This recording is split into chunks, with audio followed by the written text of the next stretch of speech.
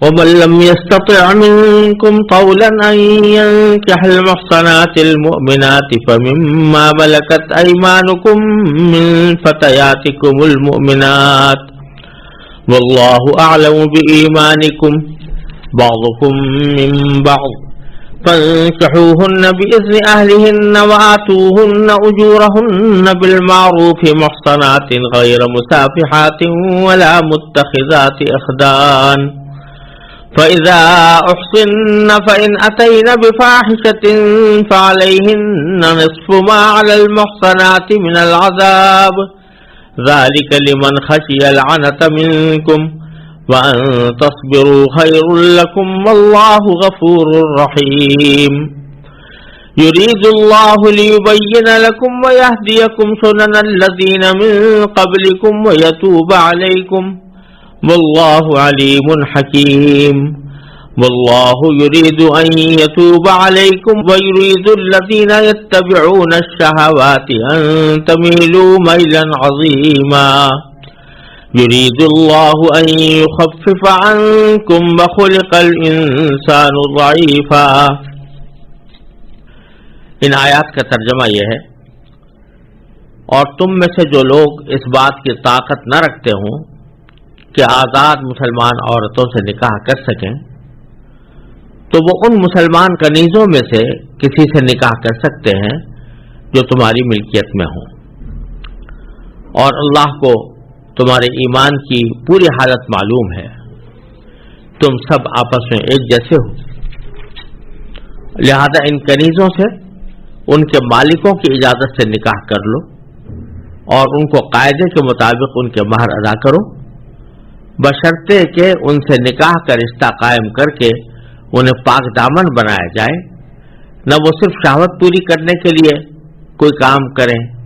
اور نہ خفیہ طور پر ناجائز آشنائیاں پیدا کریں. پھر جب وہ نکاح کی حفاظت میں آ جائیں اور اس کے بعد کسی بڑی بے حیائی یعنی زنا کا ارتکاب کریں تو ان پر اس سزا سے آدھی سزا واجب ہوگی جو غیر شادی شدہ آزاد عورتوں کے لیے مقرر ہے. یہ سب یعنی کنیزوں سے نکاح کرنا تم میں سے ان لوگوں کے لیے ہے جن کو نکاح نہ کرنے کی صورت میں گناہ میں مبتلا ہونے کا اندیشہ ہو، اور اگر تم صبر ہی کیے رہو تو یہ تمہارے لیے بہت بہتر ہے، اور اللہ بہت بخشنے والا بڑا مہربان ہے. اللہ چاہتا ہے کہ تمہارے لیے احکام کی وضاحت کر دے، اور جو نیک لوگ تم سے پہلے گزرے ہیں تم کو ان کے طور طریقوں پر لے آئے اور تم پر رحمت کے ساتھ توجہ فرمائے، اور اللہ ہر بات کا جاننے والا بھی ہے، حکمت والا بھی. اللہ تو چاہتا ہے کہ تمہاری طرف توجہ کرے، اور جو لوگ نفسانی خواہشات کے پیچھے لگے ہوئے ہیں وہ چاہتے ہیں کہ تم راہ راست سے ہٹ کر بہت دور جا پڑو. اللہ چاہتا ہے کہ تمہارے ساتھ آسانی کا معاملہ کرے، اور انسان کمزور پیدا ہوا ہے. ان آیات کریمہ میں اللہ تبارک و تعالی نے کنیزوں کے ساتھ نکاح کا حکم بیان فرمایا ہے. پچھلی آیات میں آزاد خواتین سے نکاح کا ذکر تھا، اور ان آیات میں کنیزوں باندیوں کے ساتھ نکاح کا ذکر ہے. یہاں یہ سمجھ لینا چاہیے کہ یہ اس وقت کی بات ہے جب کہ کنیزیں اور غلام معاشرے کے اندر بہت کثرت سے موجود تھے، اور شرعی طور پر ان کو کنیز اور غلام تسلیم کیا گیا تھا. عام طور سے جہاد کے نتیجے میں جو جنگی قیدی آتے تھے ان کو بعض اوقات فدیہ لے کر چھوڑا جاتا تھا، بعض اوقات ویسے ہی احسان کر کے چھوڑا جاتا تھا، بعض اوقات غلام بنا لیا جاتا تھا. اور اس کی بھی اجازت تھی کہ اگر کسی قیدی سے امام یہ محسوس کرے کہ اس سے بڑے فتنے کا اندیشہ ہے تو اس کو قتل کی بھی اجازت تھی. تو اس وقت ساری دنیا میں غلاموں اور کنیزوں کا نظام چل رہا تھا، مسلمانوں کے معاشرے کے اندر بھی موجود تھا. تو اس وقت میں اللہ تبارک و تعالی نے فرمایا کہ عام طور سے یہ ہوتا ہے کہ آزاد جو عورتیں ہوتی ہیں ان کا مہر زیادہ ہوتا ہے، ان کے مطالبات زیادہ ہوتے ہیں، ان پر خرچ زیادہ کرنا پڑتا ہے. اور کنیزوں کے ساتھ نکاح کرنے میں اتنے مطالبات نہیں ہوتے تھے، اتنا بڑا مہر، اتنا بڑا خرچہ ان کے اوپر نہیں کرنا پڑتا تھا. تو جو لوگ کے آزاد عورتوں سے نکاح کی طاقت نہ رکھتے وہ کنیزوں سے نکاح کر لیتے تھے. لیکن کنیزوں سے نکاح کرنے کے سلسلے میں یہ بات معروف تھی اور شریعت نے بھی اس کو تسلیم کیا تھا کہ چونکہ کنیز پر پہلا حق اس کے مولا کا یعنی اس کے آقا کا ہوتا ہے، اس کے مالک کا، لہذا اگر کسی کنیز کی شادی ہو جائے یعنی وہ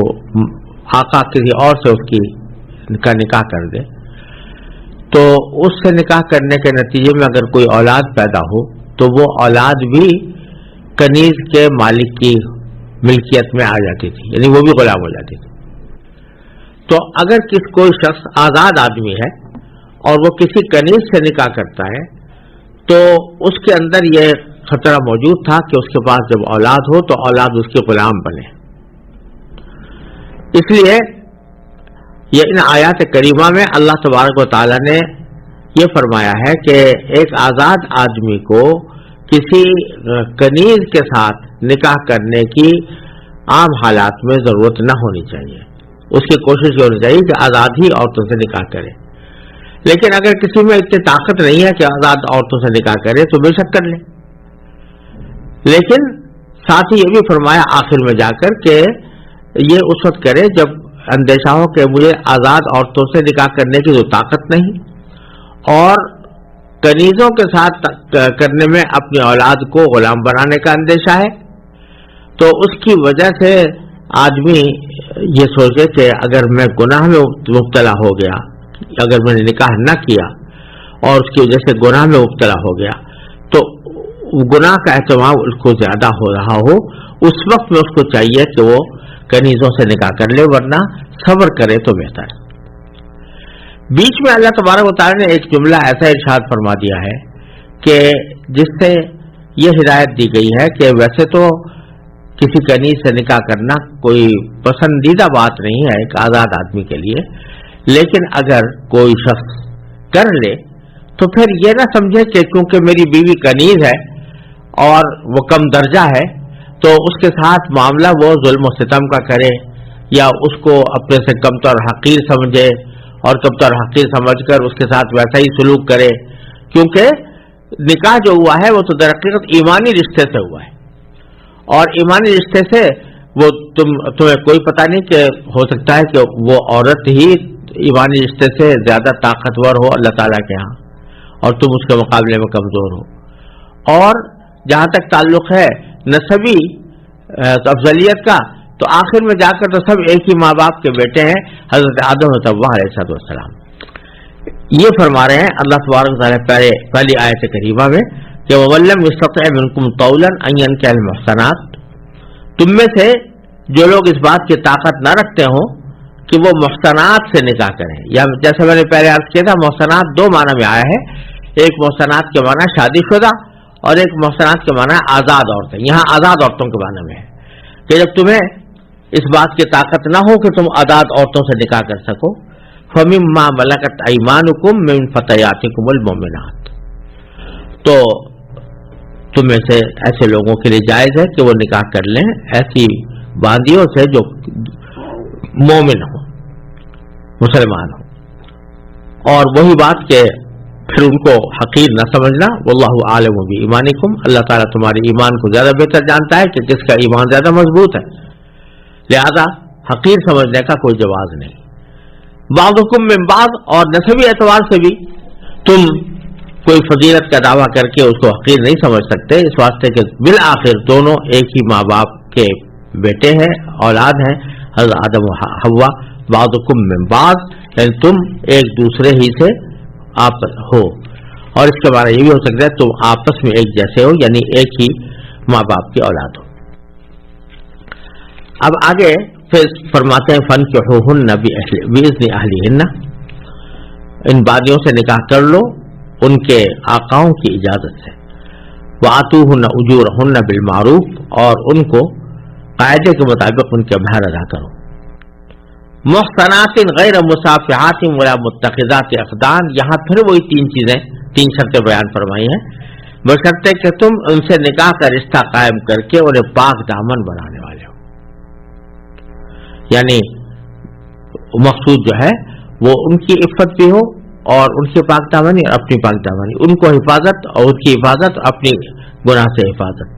غیر مصافحات، ایسا نہ ہو کہ وہ شہوت پوری کرنے کے لیے کوئی ناجائز کام کر رہی ہوں. اور ولا متخذات اخدان، اور نہ خود یہ خفیہ طور پر ناجائز آشنائیاں پیدا کرتے ہوئے یہ کام کریں. یہی بات فرما دی گئی کہ مقصود نکاح کا یہ ہے کہ عفت حاصل ہو اور اس کے مقابلے میں خفیہ تعلقات رکھنا اور ناجائز آشنائیاں پیدا کرنا یہ ایک مومن کا کام نہیں ہے، اور کنیزوں کو بھی اس سے بچانا ضروری ہے. ذالک لمن خشی العنۃ منکم، یہ حکم، یہ سارے احکام اس کے لیے ہے جو تم میں سے گناہ میں مبتلا ہونے کا اندیشہ رکھتا ہو. یعنی اس کو اسے فکر ہو کہ اگر میں نکاح میں نے نہ کیا، آزاد عورت سے تو کر نہیں پا رہا ہوں کیونکہ اس کی استطاعت نہیں ہے. کنیز سے کر سکتا تھا، لیکن اس میں یہ خرابی ہے کہ اگر اولاد ہوئی تو وہ اولاد اس کنیز کے آقا کے غلام ہوگی. لہذا نکاح کا راستہ تو بظاہر مسدود نظر آتا ہے. اب اندیشہ اس بات کا ہے کہ جب نکاح کا راستہ مسدود ہو گیا تو میں کسی گناہ میں مبتلا ہو کر اپنی ضرورت پوری کروں. ایسے موقع پر اللہ تعالیٰ فرماتے ہیں کہ جب گناہ کا اندیشہ ہو تو پھر یہ جو دوسری بات ہے، یعنی اپنی اولاد کو غلام بنا دینا، یہ کوئی ایسی بات نہیں ہے کہ جس کی وجہ سے آدمی گناہ میں مبتلا ہو. لہذا اس صورت میں تم باندیوں سے نکاح کر لو اور اس بات کی فکر نہ کرو کہ اولاد غلام ہوگی، کہ اولاد اگر غلام بھی ہو گئی اور غلام کے احکام بھی شریعت میں بھائیوں جیسے ہوتے ہیں، اس واسطے اس سے نہ ڈرو اور اپنے گناہ سے اپنے آپ کو بچا کر نکاح کا راستہ اختیار کر لو. آگے پھر اللہ تبارک و تعالیٰ فرماتے ہیں کہ یرید اللہ لیبین لکم ویہدیکم سنن الذین من قبلکم. یہ جو کچھ احکام ہم نے تمہیں دیے ہیں نکاح سے متعلق کہ فلاں قسم کی عورتوں سے نکاح حرام ہے، فلاں قسم کی عورتوں سے جائز ہے، یہ ساری تفصیلات ہم نے اس لیے دی ہیں، اس لیے بتائی ہے تاکہ کھول کھول کر تمہیں حقیقت بتا دیں، اور جو اللہ تبارک و تعالیٰ کی حکمت کا تقاضا ہے اس کے مطابق اس نے جو احکام تمہارے مرتب کیے ہیں وہ تمہیں بتا دیں. وَيَهْدِيَكُمْ سُنَنَ الَّذِينَ مِن قَبْلِكُمْ، اور تم سے پہلے جو لوگ گزرے ہیں ان کے طریقوں تک تم کو بھی پہنچا دیں. یا اس میں اشارہ اس بات کی طرف فرما دیا کہ یہ جو احکام ہم نے دیے ہیں کہ فلاں قسم کی عورتوں سے نکاح حرام ہے، فلاں قسم کی عورتوں سے نکاح حلال ہے، یہ ساری تفصیلات صرف پہلی بار تمہارے اوپر ہی نازل نہیں ہو رہی، بلکہ تم سے پہلے جو انبیاء کرام علیہ السلام تشریف لائے ہیں ان پر بھی اس قسم کے احکام آ چکے ہیں، ان کو بھی نکاح کے سلسلے میں بہت سے احکام کا پابند کیا گیا تھا. تو یہی تمہیں بھی اسی طرح پابند کیا جا رہا ہے. تو اللہ تعالیٰ چاہتا ہے کہ ان سارے احکام کو کھول کر بیان کر دے اور پچھلے لوگ جو ہو گزرے ہیں ان کے طریقوں پر تم کو چلا دے. وَيَتُوبَ عَلَيْكُمْ، اور پیچھے جو کچھ اس کے خلاف کوئی عمل ہوا ہے تو اس پر تمہیں اللہ تبارک و تعالیٰ معاف کر دے، کیونکہ وہ نازل ہونے سے، احکام نازل ہونے سے پہلے ہو سکتا ہے کہ کسی غلطی میں مبتلا ہو گیا ہو، تو اللہ تبارک و تعالیٰ ان کو فرما رہے ہیں کہ ہم تمہیں توبہ کرو گے تو اللہ تعالیٰ اس کو معاف فرما دیں گے. اور واللہ یرید ان یتوب علیکم، اللہ تعالیٰ تو یہ چاہتا ہے کہ تمہاری طرف متوجہ ہو، تمہاری توبہ قبول کرے اور تمہاری خیرخواہی کے مطابق کام کرے. وَيُرِيدُ الَّذِينَ يَتَّبِعُونَ الشَّهَوَاتِ، اور جو لوگ شہوتوں کے پیچھے پڑے رہتے ہیں، نفسانی خواہشات کی پیروی کرنے والے ہوتے ہیں، وہ چاہتے ہیں کہ ان تمیلوا میلا عظیما، کہ تم صحیح راستے سے ہٹ جاؤ اور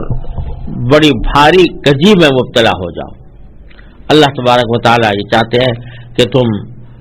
صحیح راستے پر رہو، اور جو لوگ نفسانی خواہشات کے پیچھے لگے ہوئے ہیں وہ چاہتے ہیں کہ تم راہ راست سے ہٹ کر دور جا پڑو. اور پھر دوبارہ فرماتے ہیں ہمارے تعالیٰ کہ یرید اللہ ان یخفف عنکم، اللہ تعالیٰ تو چاہتا ہے کہ تم سے بوجھ ہلکا کرے اور آسانی کا معاملہ کرے. وَخُلِقَ الْإِنسَانُ ضَعِيفًا، اور انسان کمزور پیدا ہوا ہے، اس واسطے اللہ تعالیٰ نے اس کو ہلکے قسم کے احکام کا مکلف بنایا ہے. یہاں جو باری تعالیٰ نے یہ بات فرمائی کہ اللہ تعالیٰ تمہاری طرف توجہ کرنا چاہتا ہے، تمہاری خیر خواہی کے احکام تم پر نازل کر رہا ہے، اور جو شہوتوں کی پیروی کرتے ہیں، نفسانی خواہشات کے پیچھے پڑے ہوئے ہیں، وہ چاہتے ہیں تم کجی اختیار کر کے دور جا پڑو. اصل میں اس پہ اشارہ اس بات کی طرف کیا جا رہا ہے کہ یہ نکاح اور شادی بیاہ کے جو معاملات ہیں یہ بڑے نازک ہیں اور بڑا اعتدال چاہتے ہیں. ان میں افراط و تفریط دونوں ہی مضر ہیں اور دونوں سے انسان غلط راستے پر پڑ سکتا ہے. ایک طرف تو انسان کی فطرت میں اللہ تعالیٰ نے ایک جنسی تقاضا رکھا ہے. وہ جنسی تقاضا ایسا ہے کہ انسان کو مجبور کرتا ہے کہ کسی عورت کے ساتھ اس کے تعلقات قائم ہوں، کسی عورت کے ساتھ اس کا ملاپ ہو. ایک طرف سے یہ تقاضا ہے. اگر اس تقاضے کو دبایا جائے اور بالکل ہی اس کو کہا جائے کہ اس کو کچل کر رکھا جائے اور کسی عورت سے کوئی تعلق قائم رکھنے کی کسی بھی حالت میں ضرورت نہیں ہے، جیسے کہ بعض راہبوں نے راہبانیت کے اندر کیا، تو اس کا نتیجہ ایک طرف تو انسان کی فطرت کا کچلنا ہوا اور دوسری طرف بسا اوقات جب انسان مجبور ہو جاتا ہے اور کوئی راستہ نہیں بن پاتا تو بالآخر پھر بڑے گناہوں کے اندر مبتلا ہو جاتا ہے. جیسے رہبانیت کے واقعات میں اس قسم کے بہت واقعات ملتے ہیں کہ شروع میں انہوں نے بالکل شادی کو خیرباد کہہ دیا تھا اور شادی کو خیرباد کرنے کے بعد وہ آپس میں وہیں پر پادری اور نن بن کے راہب اور نن بن کر رہتے تھے، لیکن انسانی تقاضے ہیں وہ آخر غالب آ گئے اور پھر بدکاریوں کا رواج شروع ہو گیا. اللہ تعالیٰ محفوظ رکھے. تو ایک طرف تو انسان کے اندر یہ تقاضا ہے، دوسری طرف یہ تقاضا ایسا ہے کہ اگر اس کو بے مہار چھوڑ دیا جائے تو وہ کسی بھی حد پر رکنے والا نہیں ہوتا، اور اگر اس کو بے مہار چھوڑ دیا جائے تو نہ لوگوں کے اندر انساب کا تحفظ ہو سکتا ہے، نسب کا تحفظ ہو سکتا ہے، نہ شرافت کا تحفظ ہو سکتا ہے، نہ دیانت کا تحفظ ہو سکتا ہے، اور پھر کوئی خاندانی نظام بھی صحیح طور سے وجود میں نہیں آ سکتا. تو ایک طرف اس تقاضے پر عمل بھی کرنا ہے اور دوسری طرف اس کو بے مہار بھی نہیں چھوڑنا. ان دونوں باتوں کی روایت اللہ تبارک و تعالیٰ سے زیادہ کون کر سکتا ہے؟ لہذا اللہ تبارک و تعالیٰ فرما رہے ہیں کہ ہم نے تمہیں جو احکام دیے ہیں وہ تمہارے لیے عین مناسب ہیں، اور ہم نے تمہیں ان راستوں کی ہدایت کی ہے جن راستوں پر پچھلی امتوں نے عمل کر کے فلاح حاصل کی تھی. دوسری طرف وہ لوگ ہیں کہ جو کسی خدائی حکم کا پابند نہیں ہیں، بلکہ انہوں نے اپنے نفسانی خواہشات کو اپنا خدا بنایا ہوا ہے، اسی کے پیچھے چلتے ہیں. وہ چاہیں گے کہ تمہیں صحیح راستے سے ہٹا دیں، اور یہ ہر دور میں یہ شہوات کی پیروی کرنے والے اور اب نفسانی خواہشات کو اپنا مقتدا قرار دینے والے وہ ہر دور میں مختلف انداز سے رونما ہوتے رہے ہیں. کبھی اسی شہوت پرستی نے ہم جنس پرستی کا لبادہ اوڑھا، اور کبھی اسی شہوت پرستی نے اس بات کا لبادہ اوڑھا کہ مرد و عورت رضامندی سے جو بھی کرنا چاہے ان کو کھلی چھوٹ ہے، ان کے اوپر کوئی پابندی نہیں ہے. غرض اللہ تبارک و تعالیٰ کے احکام سے روگردانی کرنے کے بعد اور اپنی نفسانی خواہشات کی پیروی کرنے کے بعد جب انسان افراط یا تفریط میں مبتلا ہوتا ہے تو بالآخر اس کا نتیجہ خاندانی نظام کی تباہی ہے. جیسا کہ آج مغرب کے ممالک میں یہ بات آنکھوں سے مشاہدہ کی جا سکتی ہے کہ اللہ تبارک و تعالیٰ نے جو احکام مرد و عورت کو عطا فرمائے تھے ان سے روگردانی کر کے سراپا نفس کے بندے اور خواہش کے غلام بن کر زندگی اس طرح گزار رہے ہیں کہ اب یہ رفتہ رفتہ نکاح کا ادارہ ہی ختم ہوتا جا رہا ہے اور میاں بیوی بن کر زندگی گزارنے کا تصور اب بہت شاذ و نادر رہ گیا ہے. نتیجہ یہ کہ خاندان نظام تباہ ہو چکا. تو اللہ تعالیٰ فرماتے ہیں کہ نفسانی خواہشات کے پیروی کرنے والوں کے بھی چلو گے تو پتہ نہیں خدا جانے تمہیں کہاں سے کہاں پہنچائیں گے. پھر آگے فرمایا کہ یرید اللہ ان یخفف عنکم، اللہ تعالیٰ تم پر تخفیف اور ہلکے احکام دینے کا ارادہ فرماتے ہیں. تمہاری دقتیں دور کرنے کے لیے نکاح کے بارے میں ایسے نرم احکام دیے ہیں جن پر سب عمل پیرا ہو سکتے ہیں. آج کل تو ہم نے نکاح کو تومار بنا لیا، لیکن شریعت کے لحاظ سے نکاح اتنا آسان معاملہ ہے کہ دو مرد و عورت دو گواہوں کی موجودگی میں اگر ایجاب و قبول کر لیں بس نکاح ہو گیا. نہ اس کے لیے کوئی بہت لمبی چوڑی بارات لے جانے کی ضرورت ہے، نہ اس کے لیے کوئی بہت بڑی تقریب کرنے کی ضرورت ہے. یہاں تک کہ نکاح پڑھانے کے لیے کسی کو باہر سے بلانے کے لیے بھی ضرورت نہیں. اگر میاں بیوی آپس میں کہہ دیں کہ ہم نے آپس میں نکاح کیا تو بھی نکاح ہو جاتا ہے. اگرچہ مسنون یہ ہے کہ خطبہ پڑھا جائے اور خطبہ پڑھ کر پھر نکاح کا عقد کیا جائے، لیکن جہاں تک اس کی صحت کا تعلق ہے وہ خطبے پر موقوف نہیں ہے. شوہر نے کہہ دیا میں تم سے نکاح کیا، بیوی کہہ دی میں نے قبول کیا، بس دو آدمیوں کی موجودگی میں کہہ دیا تو نکاح ہو گیا. اللہ تعالیٰ نے اتنا آسان رکھا. یرید اللہ یخفف عنکم وخلق الانسان ضعیفا، اور انسان چونکہ کمزور واقع ہوا ہے تو خلقی طور پر ضعیف ہے، اس کے اندر شہوانی مادہ بھی رکھا گیا ہے. تو اگر اس کو عورتوں سے دور رہنے کا حکم دیا جاتا تو یہ اس کے اوپر عمل نہیں کر سکتا تھا. اس لیے اللہ تبارک و تعالیٰ نے نہ صرف یہ کہ نکاح کی اجازت دی بلکہ اس کی ترغیب بھی عطا فرمائی. یعنی اس کی ترغیب دی کہ نکاح کرنا چاہیے. نبی کریم صلی اللہ علیہ وسلم نے اس کو اپنی سنت قرار دیا اور اس کی ترغیب دی گئی تاکہ انسان کی یہ فطری خواہش ایک معقول اور معتدل انداز میں پوری ہوتی رہے. یا ایھا الذین آمنوا لا تأکلوا اموالکم بینکم بالباطل الا ان تکون تجارة عن تراض منکم ولا تقتلوا انفسکم ان اللہ کان بکم رحیما ومن يفعل ذلك عدوانا وظلما فسوف نصليه نارا وكان ذلك على الله يسيرا. ان آیات کا ترجمہ یہ ہے، اے ایمان والو، آپس میں ایک دوسرے کے مال ناحق طریقے سے نہ کھاؤ، الا یہ کہ کوئی تجارت باہمی رضامندی سے وجود میں آئی ہو، اور اپنے آپ کو قتل نہ کرو. یقین جانو اللہ تم پر بہت مہربان ہے. اور جو شخص زیادتی اور ظلم کے طور پر ایسا کرے گا تو ہم اس کو آگ میں داخل کریں گے، اور یہ بات اللہ کے لیے بالکل آسان ہے.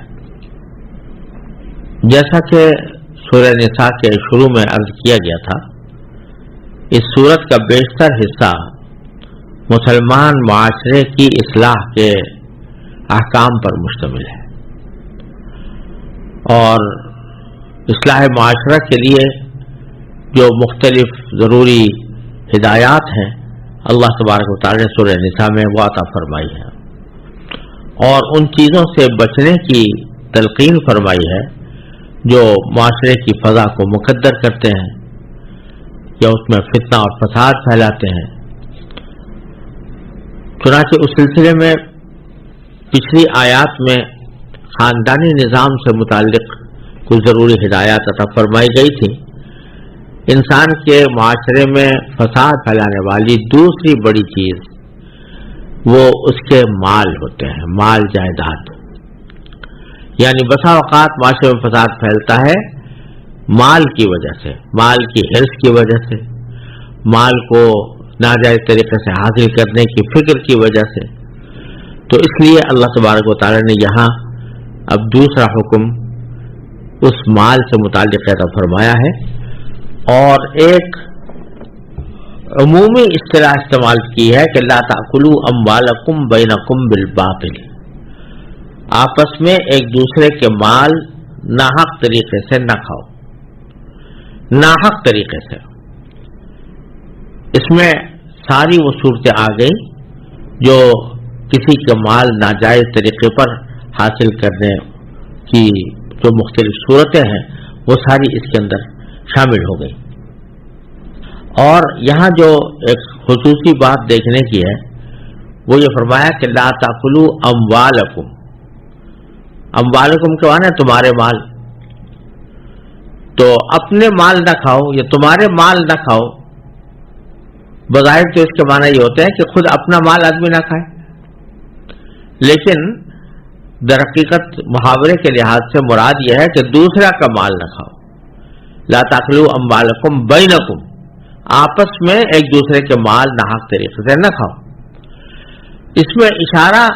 اس طرف ہے کہ در حقیقت اگر کسی کا دوسرے کا مال تم نے ناجائز طریقے سے کھا لیا اور ناجائز طریقے سے اس پر قبضہ جما لیا تو انجام کار وہ در حقیقت تمہارا ہی ہے، تمہارا ہی نقصان ہے۔ تمہارا نقصان اس لیے کہ وہ مال بھی تمہارا تھا، مال جو ہوتا ہے وہ پورے معاشرے کی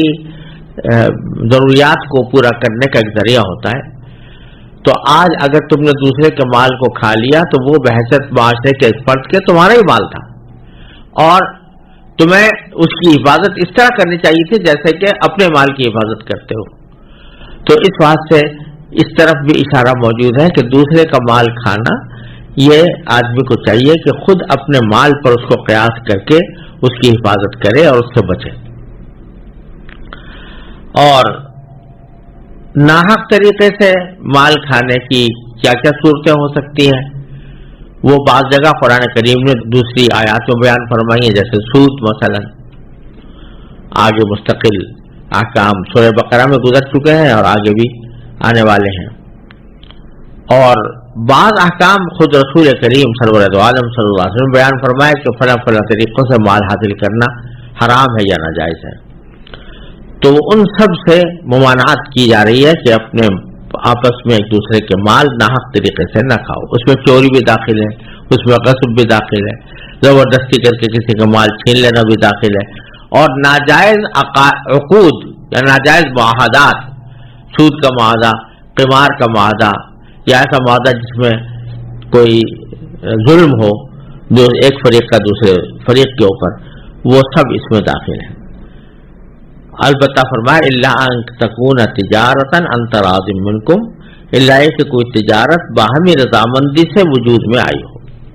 یعنی دو شرطیں لگا دی کسی کا مال حاصل کرنے کے لیے، ایک یہ کہ وہ تجارت کے ذریعے حاصل کیا گیا ہو، دوسرا یہ کہ وہ باہمی رضامندی سے حاصل کیا گیا ہو۔ نہ صرف تجارت کافی ہے نہ صرف باہمی رضامندی کافی ہے، دونوں کا بیک وقت پایا جانا ضروری ہے۔ تجارت ہونا ضروری ہے، لہذا جو چیز تجارت نہیں وہ جائز نہیں، چاہے باہمی رضامندی سے کیوں نہ ہو۔ مثلا جوئے کا کھیل ہے،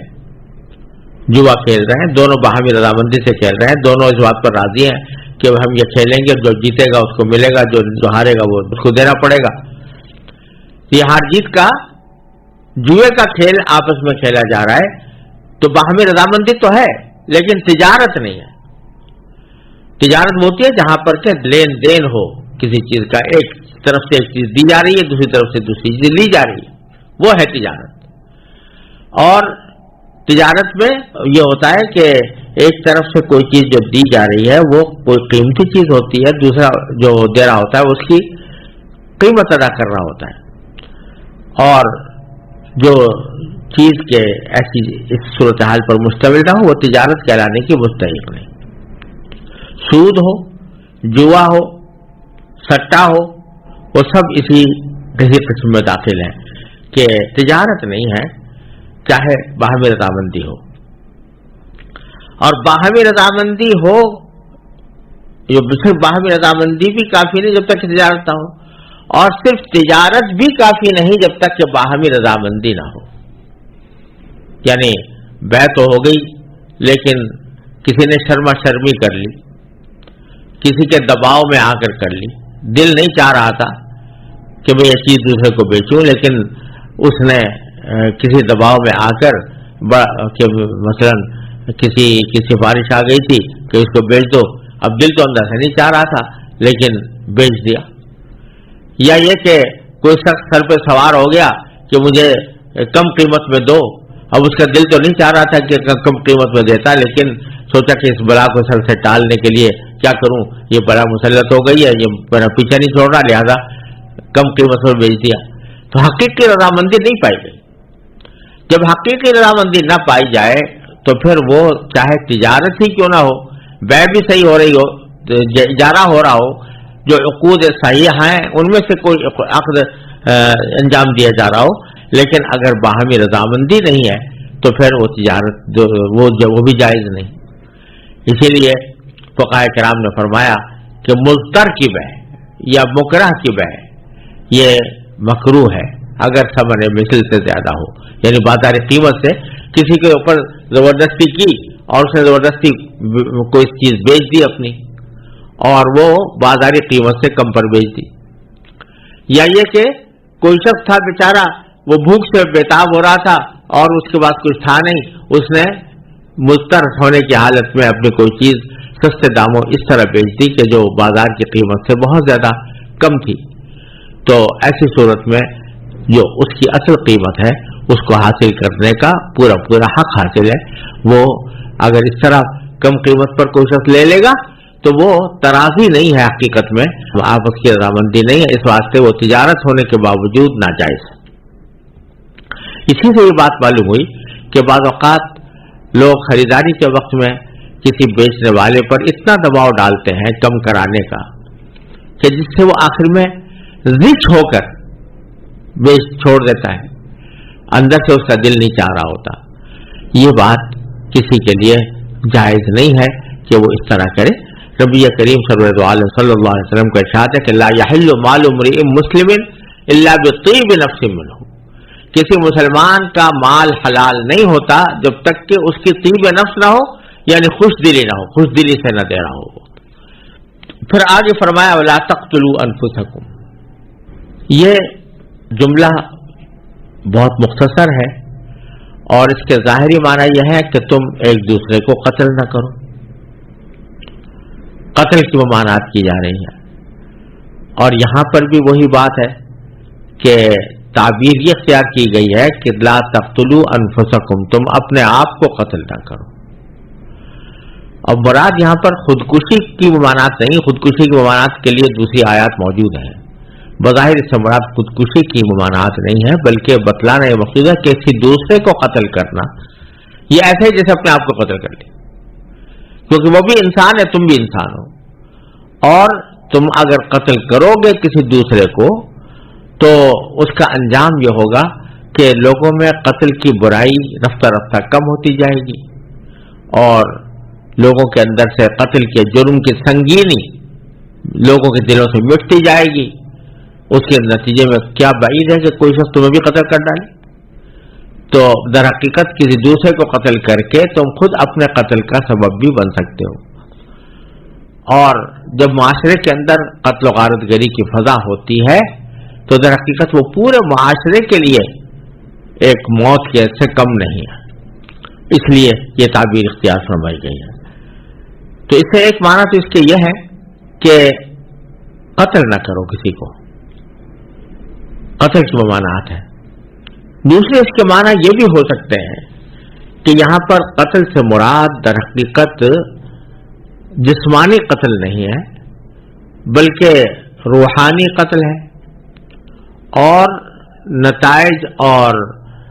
معیشت اور معاشرت کے لحاظ سے جو تباہی و بربادی پھیل سکتی ہے اس کو قتل سے تعبیر کیا گیا. یعنی یہ فرمایا گیا، گویا یہ فرمایا گیا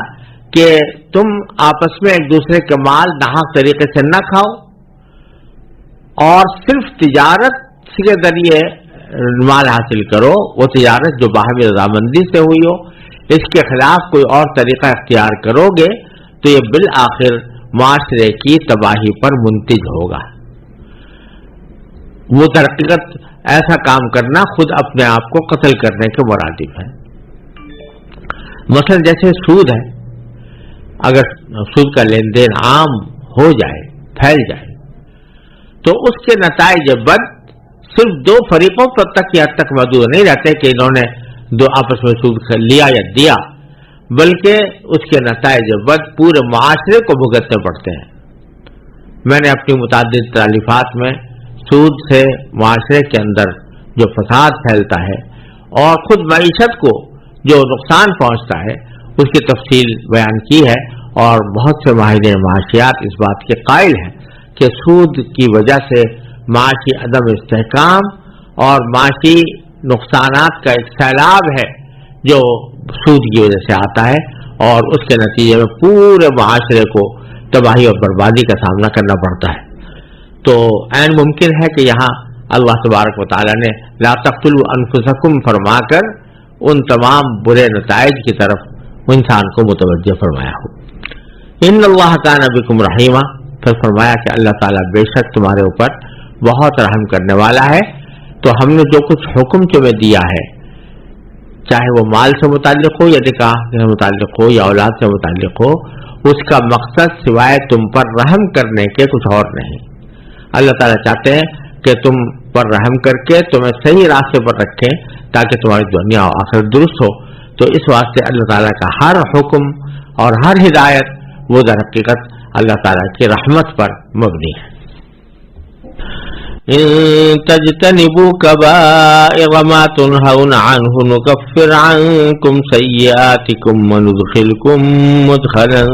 كريما۔ اس آیت کریمہ کا ترجمہ یہ ہے، اگر تم ان بڑے بڑے گناہوں سے پرہیز کرو جن سے تمہیں روکا گیا ہے تو تمہاری چھوٹی برائیوں کا ہم خود کفارہ کر دیں گے اور تم کو ایک باعزت جگہ داخل کریں گے۔ اس آیت کریمہ میں اللہ تبارک و تعالی نے گناہوں کے لیے دو لفظ استعمال فرمائے ہیں، ایک کبائر اور ایک سیئات۔ کبائر کے معنی ہے بڑے بڑے گناہ، اور سیئات کے معنی ہے برائیاں، مطلق برائیاں۔ اور سیاق کلام سے یہ بات معلوم ہو رہی ہے کہ کبائر سے مراد ہیں کبیرہ گناہ، اور سیئات سے مراد ہیں صغیرہ گناہ جن کو کہا جاتا ہے چھوٹے چھوٹے گناہ۔ اور اصول اللہ تبارک و تعالی نے یہ بیان فرمایا کہ اگر تم بڑے بڑے گناہوں سے پرہیز کرنے کا اہتمام کر لو، یعنی بڑے گناہوں سے اپنے آپ کو بچا لو، تو جو چھوٹے چھوٹے سیئات ہیں، برے کام ہیں، وہ ہم خود بخود کفارہ کرتے رہیں گے، اور تمہیں اس کی وجہ سے جہنم میں جانا نہیں پڑے گا، بلکہ جنت کے اندر تمہارا داخلہ ہو جائے گا۔ یہ مفہوم ہے آیت کریمہ کا۔ اب سوال یہاں پر یہ پیدا ہوتا ہے کہ بڑے بڑے گناہ سے کیا مراد ہے، یا کبائر سے کیا مراد ہے، اور صغیرہ گناہ سے کون سے ہوتے ہیں؟ تو عام طور سے جس بات کو قرآن و سنت کی روشنی میں زیادہ مستند سمجھا گیا ہے وہ یہ ہے کہ ہر وہ گناہ جس کے اوپر قرآن و حدیث میں کوئی وعید آئی ہو کہ اگر یہ نہیں چھوڑو گے تو فلاں تو نقصان تمہیں اٹھاؤ گے، آخرت میں تمہارا نقصان ہوگا، یا دنیا ہی کے اندر کوئی وعید سنا دی گئی ہو کہ دنیا کے اندر انسان کو نقصان پہنچے گا، حدیث میں کوئی ایسی وعید آ گئی ہو، تو ہر وہ گناہ جس کے اوپر کوئی وعید ہو، یا دنیا کی یا آخرت کی یا دونوں کی، اس کو کبیرہ کہتے ہیں۔ مثال کے طور پر رشوت لینا ہے، جھوٹ بولنا ہے، چغلی کرنا ہے، دوسرے پر جھوٹا الزام لگانا ہے، غیبت کرنا ہے، اور ماں باپ کی نافرمانی کرنا ہے، یہ سب بڑے بڑے گناہ ہیں اور ان کو کبائر میں شامل قرار دیا گیا ہے۔ خود نبی کریم سرور دو عالم صلی اللہ علیہ وسلم سے بھی متعدد گناہوں کے بارے میں یہ منقول ہے کہ آپ نے ان کو کبیرہ گناہ قرار دیا۔ چند احادیث میں इस वक्त पेश करता हूँ, जिसमें रसूल करीम सल्लल्लाहु अलैहि वसल्लम ने मुख्तलिफ गुनाहों को कबायर में दाखिल करार दिया है। एक हदीस में है कि रसूल करीम सल्लल्लाहु अलैहि वसल्लम ने फरमाया कि कबीरा गुनाहों में भी जो सबसे बड़े हैं, अकबरुल कबायर, मैं तुम्हें उनसे बाखबर करता हूँ। वो 3 हैं। एक, अल्लाह ताला के साथ किसी मखलूक को शरीक या साझी ठहराना। दूसरा, माँ बाप की नाफरमानी करना। और तीसरा, झूठी गवाही देना या झूठ बोलना। इनको अकबरुल कबायर का कहा गया, यानी कबीरा गुनाहों में सबसे बड़े गुनाह यह है। एक हदीस में है, बुखारी और मुस्लिम की हदीस में है कि रसूल करीम सल्लल्लाहु अलैहि वसल्लम से किसी ने दरियाफ्त किया कि सबसे बड़ा गुनाह क्या है, तो फरमाया कि तुम अल्लाह ताला के साथ किसी को शरीक ठहराओ हालांकि उसने तुम्हें पैदा किया है, ये सबसे बड़ा गुनाह है। फिर पूछा कि इसके बाद कौन सा गुनाह सबसे बड़ा है, तो फरमाया कि तुम अपने बच्चे को इस खतरे से मार डालो कि तुम्हारे खाने में शरीक होगा, तुम्हें उसको खिलाना पड़ेगा। सवाल करने वाले ने पूछा कि इसके बाद कौन सा गुनाह सबसे बड़ा है, फरमाया कि अपने पड़ोसी की बीवी के साथ बदकारी करना। बदकारी खुद ही बड़ा जुर्म है और पड़ोसी के अहल वयाल की हिफाजत भी, चूंकि अपने अहल वयाल की तरह इंसान के जिम्मे लाजिम है, इसलिए ये जुर्म 2 गुना हो गया। एक हदीस में है कि रसूलुल्लाह सल्लल्लाहु अलैहि वसल्लम ने फरमाया कि ये बात कबीरा गुनाहों में से है कि कोई शख्स अपने माँ बाप को गालियां दे। साहबे किराम ने अर्ज किया कि या रसूलल्लाह, ये कैसे हो सकता है कि कोई शख्स अपने ही माँ बाप को गाली देने लगे। फरमाया कि हाँ, जो शख्स किसी दूसरे शख्स के माँ बाप को गाली देता है, उसके नतीजे में वो उसके माँ बाप को गाली देता है, तो ये भी ऐसा ही है जैसे कि उसने खुद अपने माँ बाप को गालियां दी हों, क्योंकि यही उन गालियों का सबब बना। और इसी तरह सही बुखारी की एक रिवायत में रसूल करीम सल्लल्लाहु अलैहि वसल्लम ने कबीरा गुनाहों की जो फहरिस्त बयान फरमाई है, उसमें शिर्क, कत्ल नाहक यानी किसी को नाहक कत्ल करना, यतीम का माल नाजायज तौर पर खा लेना, सूद की आमदनी खाना और मैदान जिहाद से भागने और पाकदामन औरतों पर तहमत लगाने की हरकत का इर्तिकाब करना और माँ बाप की नाफरमानी करना और बैतुल्लाह की बेहुरमती करना, ये सब कबीरा गुनाह हैं जिनको रसूल करीम सल्लल्लाहु अलैहि वसल्लम ने कबीरा करार दिया। एक और हदीस में इरशाद है कि सबसे बड़ा कबीरा गुनाह यह है कि इंसान अपने मुसलमान भाई पर ऐसे ऐब लगाए जिससे उसकी आबरूरेजी होती हो, उसको रुस्वा करने के लिए कोई ऐसा ऐब लगाए कि लोगों के अंदर उसकी रुस्वाई हो। इसी तरह एक हदीस में है कि जिस शख्स ने बगैर किसी शरई उज़्र के 2 नमाजों को एक वक्त में जमा कर लिया तो वो कबीरा गुनाह का मुर्तकिब हुआ। और ये भी कह दिया अल्लाह तबारक व तआला ने दूसरी जगह कि अल्लाह ताला की रहमत से मायूस ना होना, या इबादी अल्लज़ीना असरफू अला अनफुसिहिम ला तक़नतू मिन रहमतिल्लाह। इसका मतलब यह है कि खां कैसे ही बड़े से बड़े गुनाह हो गए हों, इंसान को अल्लाह ताला की रहमत भरोसा करके तौबा जरूर कर लेनी चाहिए, तौबा जरूर कर लेनी चाहिए। तौबा कर ले तो उससे उस गुनाह के असरात खत्म हो जाते हैं और अल्लाह तबारक व तआला के फजल व करम से फिर आइंदा भी बचने की तौफीक होती है। तो जब तौबा कर ली तो कबीरा गुनाह माफ हो गया। कबीरा गुनाह किसी और चीज से माफ नहीं होता सिवाय अल्लाह तबारक व तआला से उस गुनाह की तौबा करने में, और दूसरे आइंदा इस अज़्म में कि मैं आइंदा इस गुनाह के पास नहीं जाऊंगा, और फिर आइंदा अपने तर्ज अमल में इस बात का लिहाज रखना कि मैं उस गुनाह के पास न जाऊं, ये सच्ची तौबा की अलामत है और इसी को तौबतुन नसूह भी का फरमाया गया है। तो आयत करीमा का मतलब ये हुआ कि अगर कोई शख्स कबीरा गुनाहों से अपने आप को बचाने का एहतमाम कर ले, और उसका मतलब यह कि या तो कभी करे ही नहीं, या अगर कभी सरजद हो गया तो तौबा कर ले, सच्चे दिल से तौबा कर ले, जिसकी तफसील पीछे गुजर चुकी है, तो वो तौबा करने के नतीजे में जब पाक हो जाएगा कबायर से, तो अब जो छोटे छोटे गुनाह होते हैं जिनको सगीरा गुनाह कहा जाता है, वो अल्लाह तबारक व तआला फरमाते हैं कि मैं खुद माफ कर दूंगा, उनका कफारा कर दूंगा। और अहादीस से मालूम होता है कि ये कफारा नेकियों के जरिए होता है। मसलन अगर आदमी नमाज के लिए मस्जिद जा रहा है तो हदीस में है कि हर कदम पर गुनाह माफ होते हैं, تو اس سے مراد یہی گناہ صغیرہ ہے. یا اسی طرح اگر کوئی شخص وضو کر رہا ہے تو وضو کرنے کے اندر حدیث میں ہے کہ اس وضو کرنے سے اس کے ہاتھ پاؤں کے سے گناہ جھڑتے ہیں، تو یہ بھی صغیرہ گناہ جھڑتے ہیں، ورنہ کبیرہ گناہ توبہ کے بغیر معاف نہیں ہوتے. اور جو حقوق العباد ہیں وہ توبہ سے بھی معاف نہیں ہوتے جب تک کہ صاحب حق ان کو معاف نہ کرے یا ان کا حق ادا نہ کر دیا جائے. یہ اللہ تعالیٰ نے ایک بڑے اپنے کرم کی بات فرمائی ہے کہ تمہارے چھوٹے چھوٹے گناہ ہم اس طرح معاف کرتے رہیں گے، بشرطے کہ تم بڑے گناہوں سے، کبائر سے اپنے آپ کو بچائے رکھو. تو اللہ تعالیٰ ہم سب کو توفیق عطا فرمائے کہ ہم کبائر سے بچیں اور صغائر سے بھی بچیں. یہ نہ سمجھنا چاہیے کہ چھوٹے گناہ ہونے کا مطلب یہ ہے کہ آدمی اس سے بے فکر ہو جائے. چھوٹا گناہ بھی گناہ ہی ہے، اور جس طرح کبیرہ گناہ پر سزا ملنے کی توقع ہے اسی طریقے سے صغیرہ گناہ پر بھی سزا ہے. لیکن یہ اور بات ہے کہ اللہ تعالیٰ اپنے فضل و کرم سے نیک کاموں کے ذریعے اس کا کفارہ کروا دے. اور بعض اوقات خود بندہ معاف مانگ لیتا ہے تو اللہ تعالیٰ اس کو بھی معاف کر دیتے ہیں، اور اگر بندے نے معافی نہیں مانگی تو اس صورت میں اس کے نیک اعمال کے ذریعے ان صغیرہ گناہوں کا کفارہ کر دیا جاتا ہے. اس آیت کریمہ کے لیے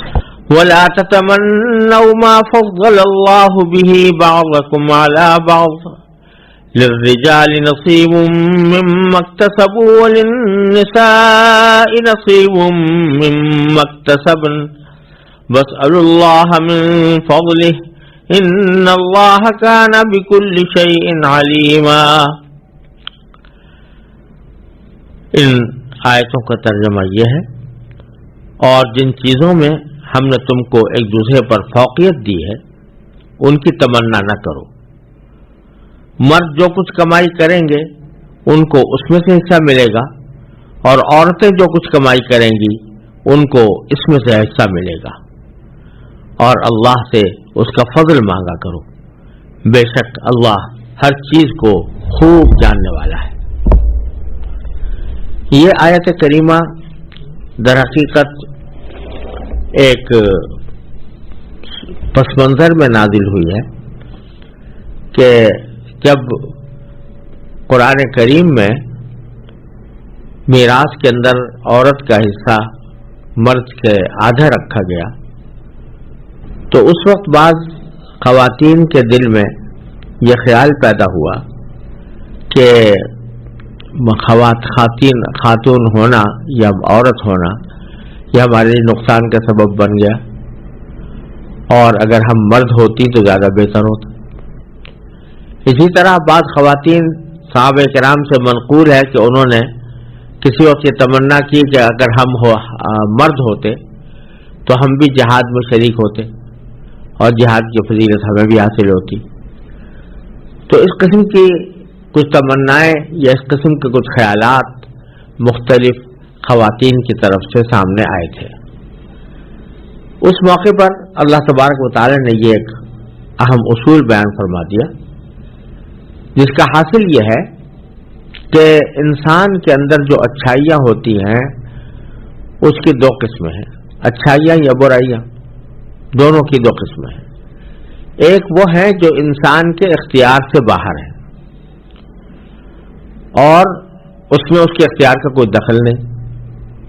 وہ اگر اپنے اختیار سے اس کو حاصل کرنا چاہے تو حاصل نہیں کر سکتا، اگر کسی برائی کو دور کرنا چاہے تو دور نہیں کر سکتا. مثال کے طور پر اگر کوئی شخص زیادہ خوبصورت ہے دوسرے کے مقابلے میں تو یہ اس کے اختیار کی بات نہیں ہے، پیدا ہی اللہ تعالیٰ نے اس کو اس طرح کیا. اب کوئی دوسرا اس کو بدصورت بنانا چاہے تو کوئی راستہ نہیں ہے. یا کوئی شخص بدصورت پیدا ہوا تو یہ ایک غیر اختیاری معاملہ ہے، وہ اگر چاہے کہ میں اپنی صورت کو تبدیل کر کے خوبصورت بنا لوں، یہ نہیں ہو سکتا. کچھ معمولی سنگار پٹار ہو سکتا ہے کر لے، لیکن جو اس کی مجموعی خلقت کو تبدیل کرنا یہ بہرحال بہت دشوار یا ناممکن ہے. تو اسی طرح اگر کسی شخص کا قد مثلا لمبا ہے دوسرے کے مقابلے میں اور دوسرے کا قد چھوٹا ہے تو یہ غیر اختیاری معاملہ ہے. اس میں اللہ تبارک و تعالیٰ نے یہ ہدایت دی ہے اس آیت کریمہ میں کہ اللہ تبارک و تعالیٰ نے اگر ایک کو تم میں سے کسی ایک کو دوسرے پر فوقیت دے رکھی ہے تو اس کی تمنا نہ کرو. ایسے جیسے میں نے عرض کیا کہ اگر فرض کرو کہ کسی کا قد اونچا ہے اور دوسرے کا قد چھوٹا ہے تو وہ یہ تمنا کرے کہ میرا قد ویسا ہو جیسا کہ اس کا ہے. تو یہ تمنا کرنا اس لیے فائدہ مند نہیں ہے کہ اس کا کوئی عملی راستہ اپنے اختیار میں نہیں. اب اگر تمنا کرے گا تو دو ہی راستے ہیں, دو ہی نتیجے ہیں. ایک یہ کہ اس کو حسرت ہی ہوتی ہے ساری عمر کہ میں پیچھے رہ گیا, ایسا سے کمتری میں مبتلا ہو اور تقدیر کا شکوہ اس کے دل میں پیدا ہو. یہ ایک مصیبت ہے اور بہت بڑی بدعملی ہوگی اگر آدمی تقدیر پر شکوہ کرنا شروع کر دے. اور دوسرا نتیجہ یہ ہو سکتا ہے کہ اس کے نتیجے میں جس کو وہ فوقیت حاصل ہے اس سے دل میں حسد پیدا ہو جائے کہ یہ مجھ سے آگے بڑھ گیا, لہذا اس سے حسد دل میں آ جائے. یہ حسد اور دوسری بھی بڑی بلا ہے. تو تمنا کرنے کا حاصل کچھ نہیں. اگر وہ اپنے اختیار میں ہوتی وہ چیز تو تمنا کرنے کے نتیجے میں ایسا کام کیا جاتا جس سے وہ حاصل ہو جائے. لیکن جب اختیار میں نہیں ہے اس کا حاصل کرنا تو محض تمنا کرنے سے کیا حاصل, کیا فائدہ,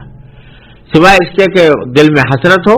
اور یا بعد میں دوسرے کے خلاف دل میں حسد پیدا ہو. اس لیے اللہ تعالیٰ نے بڑی حکیمانہ ہدایت عطا فرمائی ہے کہ جن چیزوں میں ہم نے تم کو ایک دوسرے پر فوقیت دی ہے ان کی تمنا نہ کرو. اب یہاں جب یہ حکم آیا کہ ان کی تمنا نہ کرو تو ساتھ ہی یہ بھی بات خواتین کے دل میں خیال پیدا ہو گیا کہ جس طرح ہمیں میراث میں آدھا حصہ ملتا ہے یا ہماری دوسرے احکام میں ہمارا حصہ آدھا رکھا گیا ہے, جیسے کہ گواہی میں بھی آدھی گواہی ہماری معتبر ہوتی ہے, تو کہیں ایسا تو نہیں ہے کہ جو اعمال نیکیوں کے اعمال کیے جاتے ہیں ان کا ثواب بھی ہمارے لیے آدھا ہو. یعنی جتنا مرد اگر نماز پڑھے تو اس کا جتنا ثواب ملتا ہے اس سے آدھا ثواب عورت کو ملے نماز کے اندر, یا روزہ رکھنے پر مرد کو جو ثواب مل رہا ہے تو عورت کو اس سے آدھا ملے. تو اگلے جملے میں اللہ تبارک و تعالیٰ نے اس غلط فہمی کو دور فرما دیا اور یہ فرمایا کہ للرجال نصیب مما اکتسبوا, مردوں کو حصہ ملے گا اس کمائی سے جو وہ کریں گے. کمائی سے مراد یہاں پر اعمال ہیں کہ جو اچھے اعمال کریں گے ان کی کمائی کریں گے ان میں سے ان کو حصہ ملے گا. وللنساء نصیب مما اکتسبنا, اور عورتوں کو بھی حصہ ملے گا اس کمائی سے جو انہوں نے کی ہوگی. اور یہاں پہ مراد اعمال کی کمائی ہے. تو بتلا دیا کہ عورت اور مرد میں اعمال کے لحاظ سے کوئی فرق نہیں ہے کہ اعمال کے لحاظ سے اگر مرد کوئی عمل کرے گا تو اس کو زیادہ اجر ملے اور عورت کرے گی تو اس پر کم اجر ملے. ایسا نہیں ہے, بلکہ اعمال کے اندر سب برابر ہے اور جو اجر مرد کو ملتا ہے اس عمل پر عورت کو بھی اتنا ہی اجر ملے گا. البتہ آگے ایک جملہ یہ ارشاد فرمایا کہ وَاسْأَلُوا اللَّهَ مِن فَضْلِهِ, اور اللہ تعالیٰ سے اس کا فضل مانگا کرو. یہ جملہ کہ اللہ تبارک و تعالیٰ فرما رہے ہیں کہ اللہ میرا فضل مانگا کرو, یہ اس لیے کہ کوئی چیز جو ایک انسان کے لیے نعمت ہوتی ہے وہ بعض اوقات دوسرے کے لیے تکلیف دہ ہو جاتی ہے. اور اللہ تبارک و تعالیٰ نے کسی کو کوئی خاص کمال عطا فرمایا ہے, کسی کو کوئی خاص کمال عطا فرمایا ہے, یہ اللہ تعالیٰ کی حکمت اور مصلحت کے تحت ہے. آپ کے اندر اگر ایک خامی ہے تو کوئی دوسری ایسی خوبی بھی ہوگی جو دوسرے کے اندر نہیں ہے, اور اگر آپ کے اندر کوئی خوبی ہے تو کوئی ایسی خامی بھی ہوگی جو دوسرے کے اندر نہیں ہے. لہذا کوئی خاص معین چیز مانگنا کہ مجھے مثلا خوبصورتی دے دیجئے, فرض کیجیے خوبصورتی مل گئی لیکن اس کے بعد بیماریاں آ گئی غیر اختیاری طور پر, تو وہ چیز آپ نے ایک چیز مانگی لیکن اس چیز کا آپ کو فائدہ حاصل نہ ہوا. تو اس میں ہدایت دی گئی ہے کہ جب تم کسی کو کسی کمال میں یعنی کسی اچھے وصف میں اپنے سے زائد دیکھو تو بجائے اس کے کہ اس خاص کمال میں اس کے برابر ہونے کی تمنا کرو، تمہیں کرنا یہ چاہیے کہ اللہ تعالیٰ سے اس کے فضل و کرم کی درخواست کرو، کیونکہ اللہ تعالیٰ کا فضل ہر شخص کے لیے جدا جدا صورتوں میں ظاہر ہوتا ہے. کسی کے لیے مال و دولت فضل الہی ہوتا ہے، اگر وہ فقیر ہو جائے تو گناہ و کفر میں مبتلا ہو جائے، اور کسی کے لیے تنگی اور تنگدستی ہی میں فضیلت ہوتی ہے، کیونکہ اگر وہ غنی اور مالدار ہو جائے تو ہزاروں گناہوں کا شکار ہو جائے. اسی طرح کسی کی عزت اور اقتدار کی صورت میں بعض اوقات فضل خداوندی اس پر ہوتا ہے کہ اس کو عزت یا اقتدار عطا فرما دیتے ہیں، اور کسی کے لیے گمنامی اور قسمہ پرسی ہی میں اس کی فضیلت کا ظہور ہوتا ہے. اور حقیقت پر نظر کی جائے تو معلوم ہو جائے گا کہ اگر اس شخص کو وہ عزت ملتی اور وہ اقتدار ملتا تو بہت سے گناہوں میں مبتلا ہو جاتا. لہذا آیت نے یہ ہدایت دی کہ جب اللہ سے مانگو تو کسی خاص غیر اختیاری وصف یا اختیاری وصف، خاص اختیاری وصف کو مانگنے کے بجائے اللہ تعالیٰ کا فضل مانگو. فضل جو ہے یہ ایسی نعمت اور ایسا عام اور ہمگیر مفہوم ہے کہ اللہ تعالیٰ کا جب فضل ہوگا تو اللہ تبارک و تعالیٰ دنیا کے اندر بھی اور آخرت کے اندر بھی اس کے لیے بہتری کا سامان کریں گے. یہاں یہ بھی ذکر کر دینا مناسب ہے کہ قرآن کریم میں عام طور سے رحمت کا لفظ جب آتا ہے تو اس میں اللہ تعالیٰ کی وہ رحمتیں مراد ہوتی ہیں جو آخرت سے متعلق ہیں، جیسے جنت کی نعمت ہے. اور جب فضل کا لفظ آتا ہے تو عام طور سے دنیا کی نعمتیں اس سے مراد ہوتی ہیں. اور جگہ جگہ قرآن کریم نے تجارت کو یا روزی کمانے کو ابتغاء من فضل اللہ سے تعبیر فرمایا ہے کہ اللہ کا فضل تلاش کرو. اس سے مراد روزی ہے، روزگار ہے، تجارت بھی اس میں داخل ہے، زراعت بھی داخل ہے. اور اسی لیے بزرگوں نے فرمایا کہ جب آدمی مسجد میں داخل ہوتا ہے تو اس سے یہ کہا گیا ہے کہ وہ یہ دعا کرے کہ اللہم افتح لی ابواب رحمتک، اے اللہ میرے لیے اپنے رحمت کے دروازے کھول دیجیے. کیونکہ مسجد جب آدمی جا رہا ہے تو اس لیے جا رہا ہے تاکہ وہاں اپنے آخرت کے لیے کوئی ذخیرہ کرے، کوئی عمل کرے جس سے آخرت میں اس کو فائدہ پہنچے. تو رحمت کا لفظ وہاں پر استعمال کیا گیا کہ تو اللہ اپنے رحمت کے دروازے کھول دیجئے، یعنی ایسے اعمال کی توفیق عطا فرمائیے جو آخرت میں میرے لیے رحمت کا سبب بن جائے. اور جب مسجد سے باہر نکلتا ہے تو اس وقت میں جو دعا تلقین کی گئی وہ ہے اللہم انی اسألک من فضلک، اے اللہ میں آپ کا فضل مانگتا ہوں. وہاں فضل مانگا گیا ہے. وجہ اس کی یہ ہے کہ جب مسجد سے نماز پڑھ کر عبادت کر کے باہر نکلا تو اب جو مقصود ہے وہ دنیا کے کاروبار میں لگنا ہے، دنیا کے لیے دنیا کی اپنی روزی کمانا ہے یا دنیا کے کام انجام دینے ہیں. تو اس وقت اللہ تعالیٰ کے فضل کی درخواست کی گئی ہے، کیونکہ فضل عام طور سے اللہ تبارک و تعالیٰ کی طرف سے دنیا میں مہربانی کسی کے اوپر کرنے سے متعلق ہوتا ہے. پھر فرمایا ان اللہ بکل شیء علیما، بے شک اللہ تعالیٰ خوب ہر چیز کو خوب جاننے والا ہے. یہ اشارہ اس طرف ہو رہا ہے کہ ہم نے جو تم سے کہا کہ ہم سے فضل مانگا کرو، وہ اس لیے کہ اللہ تعالیٰ ہی ہر چیز کو بہتر جانتا ہے کہ کس کے حق میں کیا چیز فضل ہے. لہذا ہم تم سے کہہ رہے ہیں کہ تم اللہ کا فضل مانگا کرو بجائے اس کے کہ کوئی معین چیز مانگو. یہ اس وقت ہے جب کہ کوئی معین حاجت اچانک پیش نہ آ گئی. جب کوئی اچانک کوئی حاجت پیش آ جائے تو ظاہر ہے وہی حاجت مانگی جائے گی. لیکن جب عمومی دعا اپنی کسی بھلائی کے لیے کی جا رہی ہے تو اس میں کوئی معین بھلائی کے بجائے اللہ تعالیٰ کے فضل کا سوال کرنا یہ زیادہ جامع اور مانع ہے. وَلِكُلٍّ جَعَلْنَا مَوَالِيَ مِمَّا تَرَكَ الْوَالِدَانِ وَالْأَقْرَبُونَ وَالَّذِينَ عَقَدَتْ أَيْمَانُكُمْ فَآتُوهُمْ نَصِيبَهُمْ ان اللہ کان علی کل شیء شہیدا. یہ سورہ نساء کی آیت ہے، اور اس آیت کا ترجمہ یہ ہے کہ ہم نے ہر اس مال کے کچھ وارث مقرر کیے ہیں جو والدین اور قریب ترین رشتے دار چھوڑ کر جائیں، اور جن لوگوں سے تم نے کوئی عہد باندھا ہو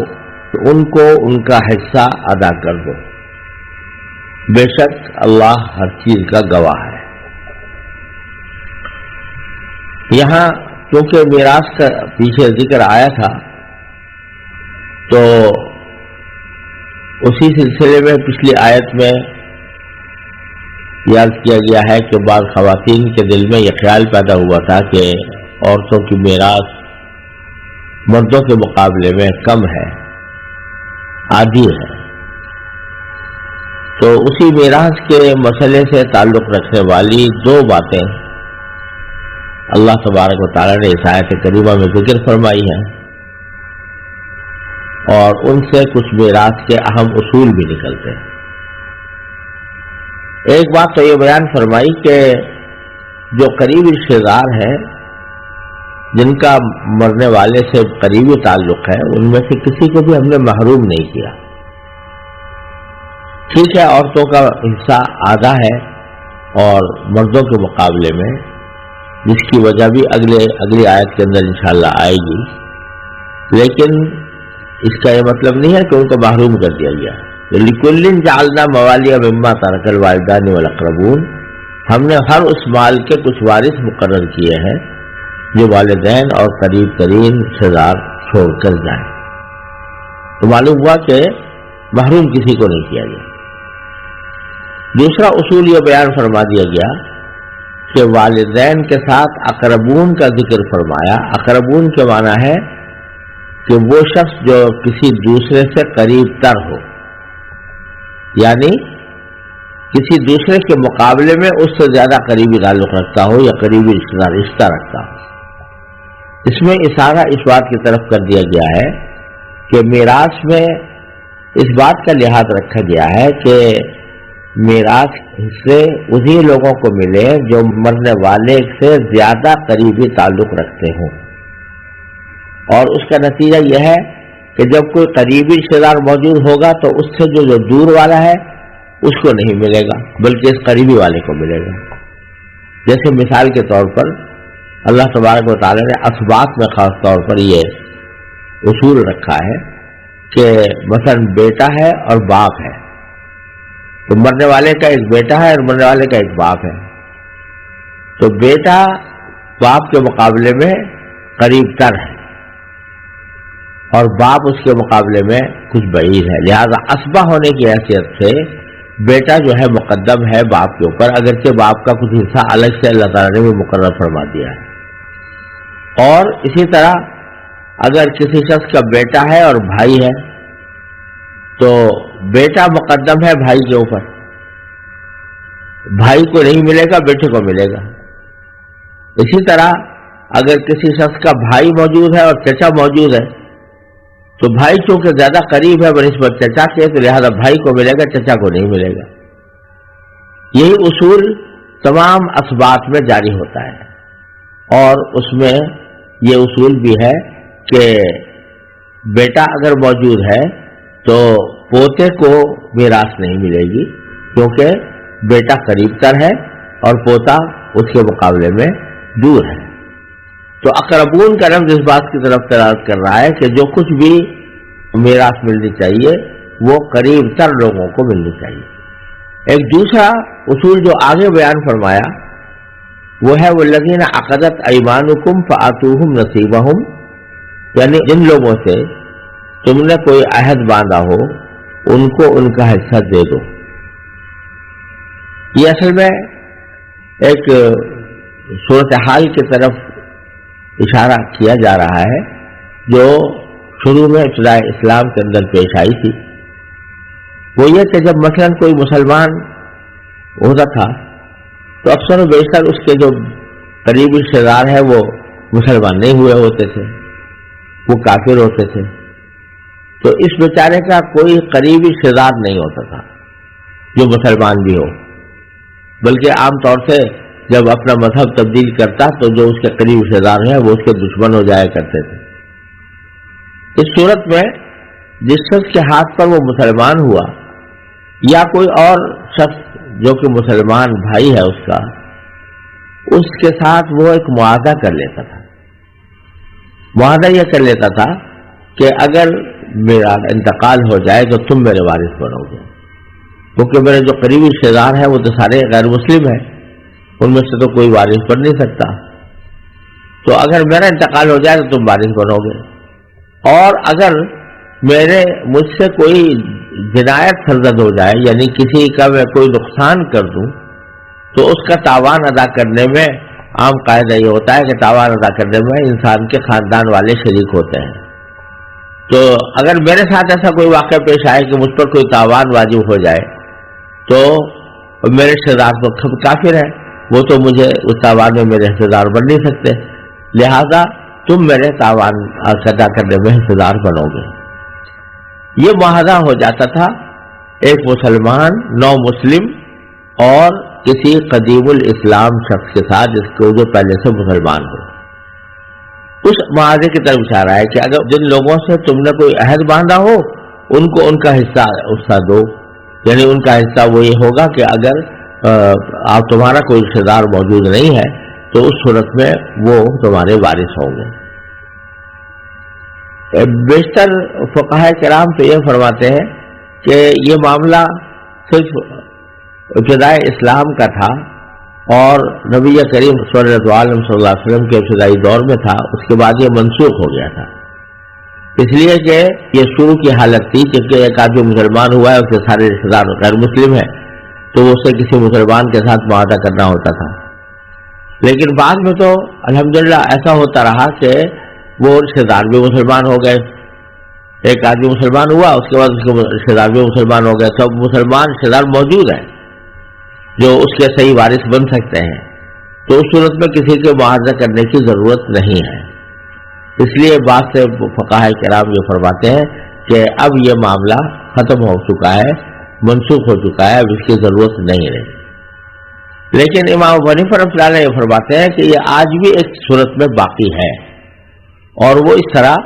کہ اگر ایک آدمی مسلمان ہوا تو جس شخص کے ہاتھ پر مسلمان ہوا ہے اس سے اگر یہ معاہدہ کر لے کہ اگر میرا کوئی رشتے دار زندہ نہ ہو تو تم میرے وارث ہوگے، اور اگر مجھ پر کوئی تاوان عائد ہو گیا تو تم تاوان کے ادائیگی میں میرے ساتھ تعاون کرو گے، تو اس معاہدے کے تحت اگر کوئی دو آدمی ایک عقد قائم کر لے، اس کو بلاء الموالات کہا جاتا ہے، تو وہ عقد موالات بھی آج بھی کیا جا سکتا ہے، اور آج بھی اگر کوئی کرے تو اس کی پابندی ہوگی۔ میراث میں صورتحال یہ ہے کہ وہ شخص جس کے ساتھ معاہدہ کیا ہے میراث اس کو صرف اس صورت ملے گی جبکہ اس کا کوئی رشتے دار زندہ نہ ہو۔ رشتے داروں کی شریعت نے 3 قسمیں رکھی ہیں۔ ایک ذوی الفروض، یہ ان رشتے داروں کو کہتے ہیں جن کے حصے خود قرآن کریم نے مقرر کر دیے، اس میں کسی کو کوئی کمی بیشی کرنے کا اختیار نہیں۔ دوسرے اسبات سے مراد وہ مذکر رشتے دار ہیں جو میت کی طرف یا تو خود مذکر ہو یا مذکر کے ذریعے منسوب ہو، جیسے بیٹا ہے، باپ ہے، بھائی ہے، چچا ہے، چچا زاد بھائی ہے، یہ سب در حقیقت اسبات میں داخل ہے۔ اور تیسری قسم ذوی الارحام کی ہوتی ہے، یہ وہ خواتین ہیں کہ جن کے حصے قرآن نے مقرر نہیں کیے، اور وہ تو خاتون ہے یا کسی خاتون کی طرف کے ذریعے سے مرنے والے کی طرف منسوب ہے، جیسے ماموں ہے تو مرد لیکن منسوب جو ہے وہ میت کی طرف وہ اپنی بہن کی وجہ سے ہے، تو اس واسطے وہ بھی ذوی الارحام میں داخل ہے۔ تو یہ ذوی الارحام کی اقسام ہے۔ تو سب سے پہلے مال ذوی الفروض کو دیا جاتا ہے، اس میں سے اگر کچھ بچ جائے تو اسبات میں تقسیم ہوتا ہے، اگر اسبات نہ ہو تو پھر بچا ہوا مال وہ ذوی الارحام میں تقسیم ہوتا ہے۔ ولاء الموالات کا حکم یہ ہے کہ جس شخص کے ساتھ ایسا معاہدہ کر لیا گیا ہو جس کا ذکر اس آیت کریمہ میں کیا گیا ہے، تو اس کو اس وقت ملے گا جبکہ کسی آدمی کا نہ تو کوئی ذوی الفروض میں سے کوئی رشتے دار موجود ہو، نہ اسبات میں سے موجود ہو، اور نہ ذوی الارحام میں سے موجود ہو، وہ کوئی رشتے دار ہو ہی نہیں کرے سے، اس وقت میں پھر اس شخص کو اس کی میراث ملے گی، اس کو مولد موالات کہا جاتا ہے۔ تو اس کی طرف اشارہ ہے کہ والذین عقدت ایمانکم، لوگوں سے تم نے کوئی عہد باندھا ہو، فآتوہم نصیبہم، تو ان کو ان کا حصہ دے دو۔ اور پھر فرمایا ان اللہ کان علی کل شیء شہیدا، بے شک اللہ تعالیٰ ہر چیز کا گواہ ہے، یعنی جو تم نے معاہدہ کیا ہے اس معاہدے کا بھی گواہ ہے۔ تو کہیں ایسا نہ ہو کہ معاہدہ تو کر بیٹھو اور پھر اس معاہدے کی خلاف ورزی کرو اور اس معاہدے کی پابندی سے گریز کرنے کی کوشش کرو، تو یاد رکھو اللہ تعالیٰ دیکھ رہا ہے اور ہر چیز کا وہ خود گواہ ہے۔ اگر تم نے معاہدے کی خلاف ورزی کی تو تمہیں سخت گناہ ہوگا اور اللہ تعالیٰ کی طرف سے سزا کا سامنا کرنا پڑے گا۔